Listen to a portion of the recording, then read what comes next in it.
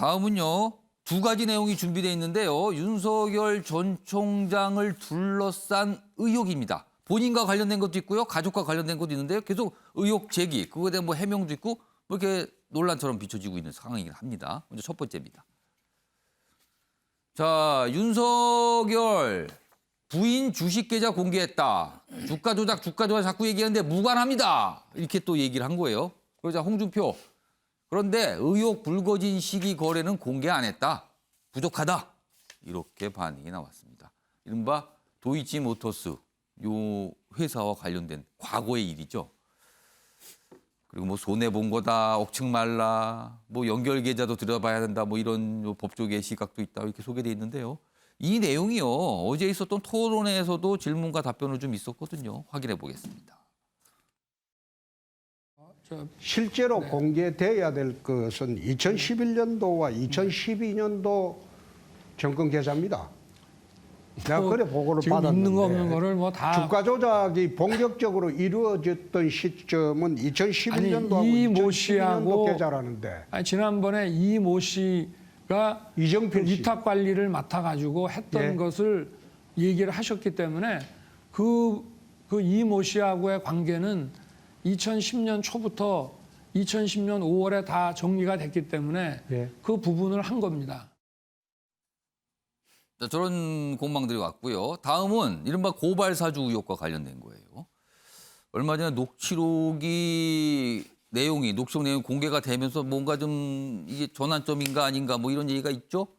자, 녹취록 공개 2라운드 조성훈 윤도 고발 사주인지다 뭐 이런 주장을 하죠. 그러다 김웅 민주당 희망 사항일 뿐이다 이렇게 또 맞서고 있는 상황이에요.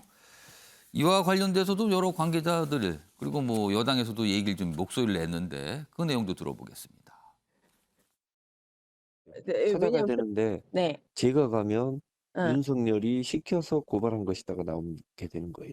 대검에서 건너온 자료면은 제가 왜 대검에 좋은 이야기를 잘 해놓겠다라고 이야기를 하겠습니까? 검찰하고 연결을 시키는 것은 그냥 더불어민주당의 희망사항이 아닌가 싶습니다. 이제는 검찰과 국민의힘 모두 국기문란 수준의 유중한 범죄에 대해 법적 책임을 져야 할 것입니다. 그러니까 지금까지 윤석열 전 총장과 관련된 쭉 내용이었는데요. 이제 실언 논란 뭐 이런 거죠. 말에 대한 어떤 실수냐 뭐 이런 거에 대한 논란이 있었고요. 그리고 약간 의혹 제기가 되는 부분이 몇 가지 있는데 다음은 만평을 좀 하나 준비했습니다. 여기 보면 윤석열 이렇게 써 있죠. 그리고 뭔가를 막고 있는데 뭐가 이렇게 막 금이 가고 뭐 물이 새요. 그래서 누구세요 물으니까는 깐부 이렇게 돼서 여기 누군가 등장했죠. 만평이 이렇게 했습니다. 그리고 만평의 제목은 줄줄 샌답니다. 굉장히 어떻게 보면 만평이 혹독하게 지금 내용을 좀 다루고 있는 것 같아요. 이런 만평이 있습니다. 자, 이런 상황에서요. 어제 원희룡 경선 후보, 국민의힘 경선 후보가 언론 인터뷰를 통해서 뭔가 얘기를 했는데 좀 주목을 끌었습니다. 보시죠. 여기 보면 이렇게 얘기해요. 11월 5일이 국민의힘 후보 확정일인데 11월 5일에 너무 목맬 필요가 없다. 목맬 필요가 없다. 이번 경선은 끝나도 끝난 게 아닌 상황으로 될 수 있다는 거예요. 끝난 게 아니다. 다음 보겠습니다. 경선 불복의 의미는 아니다. 그렇다고. 근데 어떤 일이 일어나도 정권 교체를 위해 해야 할 일 할 것이다. 본인은 각오를 밝혔는데 여기서 어떤 일이 일어나더라고 얘기해요. 그리고 경선이 끝나도 끝난 게 아닐 수 있다라는 취지를 얘기합니다. 김재섭 전 비대위원. 이거 두 대목이에요. 해석을 해주세요. 이게 무슨 뜻입니까? 이 해석을 하기에 앞서서 바로 예. 저는 이제 더불어민주당의 경선 과정들을 보면 이해가 예. 쉽게 되실 수 있을 것 같은데 이낙연 후보 입장에서 당시 이제 이재명 후보가 최종 후보로 선정되기 전에 예. 이 원희룡 후보와 굉장히 비슷한 말씀들을 많이 하셨지 않습니까? 그러니까 예를 들면은 본선에 갔을 때 리스크가 있을 수 있다. 왜냐하면 이제 이재명 후보에 관한 여러 가지 의혹들도 지금 있는 상황이기 때문에. 이른바 이제 불안한 후보론 그렇죠. 뭐 이렇게 예. 표현이 돼요. 마찬가지로 윤석열 후보 같은 경우에는 국민의힘에서 지금 이제 뭐 지지율 1등을 거의 뭐 보여주고 있는 추세이기 때문에 예. 당연히 1등 후보에 대한 공격들이 있고 예.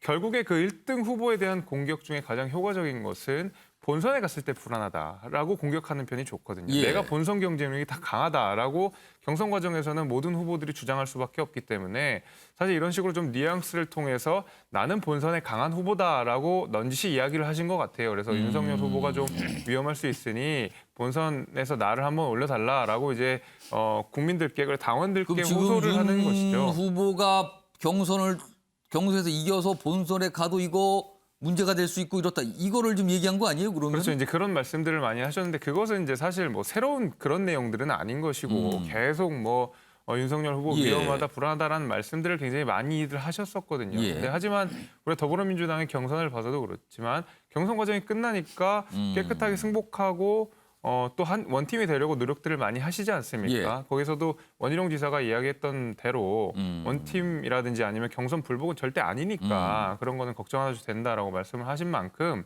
이런 경선 과정에서 일어나는 공방 정도로 생각하시면 좋을 것 같다. 저는 그렇게 보고 있습니다. 박찬호 교수님, 민주당이 앞서서 비슷한 경험을 한 것 같네요. 그러고 보니까. 네. 이거 어떻게 보셨어요? 이 인터뷰 내용을 어떻게 보셨습니까? 사실 좀 공감하는 면이 있는 게 이번 대통령 후보 참 뽑을 사람 없다라고 이야기하는 국민들 굉장히 많습니다. 여야를 막론하고요. 그렇죠. 뭐 가장 일단 후보가 된 이재명 후보도 대장동 리스크가 여전히 있어요. 예. 검찰 수사 결과라든지 예. 또 폭로에 의해서 본인이 했던 말이 만약에 뒤집힐 경우에 그 받는 타격은 이루 말을 할 수가 없습니다. 예. 그리고 윤석열 후보는 뭐 외부의 리스크도 리스크지만 가장 큰 리스크는 본인 리스크예요. 정말로 준비 안 돼 있고 천박하다라고 할 수 있는 평가까지 받는 역사관이나 정치관 같은 경우에는 굉장히 큰 논란이 될 수 있다고 봅니다. 자, 그렇기 때문에 이번 대선만큼 유동성이 큰 게 없다. 과거에는 진영 논리로 후보 딱 되면 그냥 후보로 결집 쫙 됐는데 예.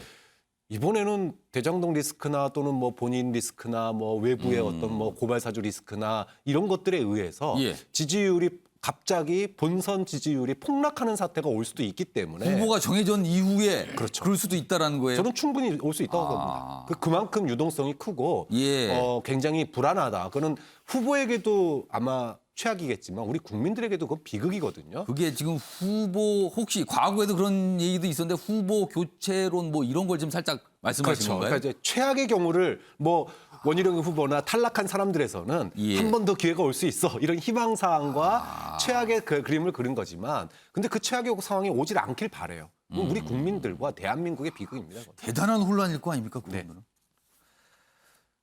뭐 그런 의미가 좀 담긴 거 아니냐? 뭐 이런 해석이셨습니다. 다음은요. 방송 시작 때 일명 기사 때 잠시 짧게 소개해드렸는데요. 쌍용 쌍용차 이야기입니다. 지금 이제 우선 협상 대상자, 그러니까 세주인 후보가 정해진 건데 이렇게 표현이 되네요. 이 기사는 직원 180명, 이 전기버스 회사가 4,800명 쌍용차의 세주인이 될 수 있다. 그러니까 이게 어떻게 보면 이런 표현이 맞는지 모르겠지만 덩치로 보면 약간 새우급? 근데 여기는 고래급. 이렇게 된 거예요. 그럼 새우가 고래를 가져가는 이런 현상 아니냐 이런 거죠. 근데 이 회사는요. 국내 전기버스 점유율 1위 업체입니다. 그러니까 뭔가 기술 뭐 이런 게 좀 있다라는 걸 보이네요. 그 쌍용차를 향후 전기차 위주로 회생시킬 계획이다. 이렇게 돼 있습니다. 유영걸 전 대표님. 네. 이런 비슷한 사례 과거에 좀 보셨어요? 저렇게 크게 먹는 거는 뭐 별로 본 게 없죠. 예, 많이 저렇게 자칫 뭐 좀 배탈이 나거나 뭐 과거 대우건설인가요? 어디 인수하고 할 때 웅진인가요? 뭐 할 때 좀 배탈이 났죠. 근데 좀 이번에도 금호가 처음에 그렇죠. 대우를, 예, 그때도 좀 뭐 예. 우려가 있어서 결국은 안 좋게 끝났는데 이번에도 매출이 한 30배가 차이 난 겁니다. 예. 차이가 규모 차이는 많이 있네요. 그렇죠. 에디슨 모터스가 매출이 897억, 1,000억이 안 되는데 쌍용차가 한 3조 되잖아요. 그러니까 앞으로 자금 조달 계획이나 이런 게 너무 큰 거를 먹었을 때 할 수 있느냐. 그리고 그동안에 노조가 좀 너무 강했거든요. 그래서 쌍용을 대우차에서 인수했고 그다음에 예. 중국 상하이 그룹에서도 인수했고 그렇죠. 인도 마힌드라에서 인수했고 그동안 계속 주인이 이렇게 바뀌는 게 뭔가 이렇게 자리를 잡지 못한 모습이었어요. 그러니까 그 직원들이나 노조가 혼연일치가 돼서 손잡고 가야 되는데 한국 노사 분규 나고 하니까 생산성 떨어지고 하니까 하다가 손 들고 나가는 거거든요. 그래서 에디슨 모터스가 좀 잘했으면 바라는데 결국은 자금을 어떻게 조달하느냐 그리고 노사가 어떻게 손을 잡고 한 길로 가느냐 이거를 갖고 설득을 하면은 최어면이나 뭐 여러 가지 렉스턴인가요? 이런 것도 전기차로 생산해서 한 단계 더 나갈 수 있는 계기가 될 수 있다 이렇게 봅니다. 여기 보면 이 기사에 이 회사, 이 에디슨 모터스의 이 대표의 설명이 좀 있는데 이거 짧게 소개해드리죠. 그러니까 이 회사는 뭐 기술 등 이런 게 굉장히 좀 뛰어난 기술을 갖고 있다 이렇게 강조를 하면서 쌍용차가 가진 차량의 장점과 시너지를 낸다면 당장 내년 연말이라도 흑자가 될 수 있다. 이런 기대와 각오를 밝히고 있어요. 아무튼 이런 상황이 진행되고 있습니다. 자, 다음은요. 마지막 기사가 될 것 같은데 유류세 얘기가 있어요. 홍남기 부총리 유류세 인하 검토한다. 그동안 기재부는 좀 부정적이었거든요. 이게 정부 내에서 의견이 있었는데 결국 입장을 좀 바꾸고 갔네요. 내주 발표될 수도 있다. 얼마나 내릴까? 근데 여기 전망이 나오는데 이르면 내달부터 리터당 82원에서 123원 정도 뭐 이렇게 좀 낼 수 있지 않을까라고 조심스럽게 이 기사는 전망을 좀 하고 있습니다. 자, 많은 분들이 부담 느끼시는데 좀 가닥을 잡은 것 같습니다. 아무튼 얼마나 낼까 액수만 남아 있는 것 같긴 합니다. 자, 아침의 매일경제 오늘은 여기서 마무리하겠습니다. 시청해 주신 여러분 고맙습니다.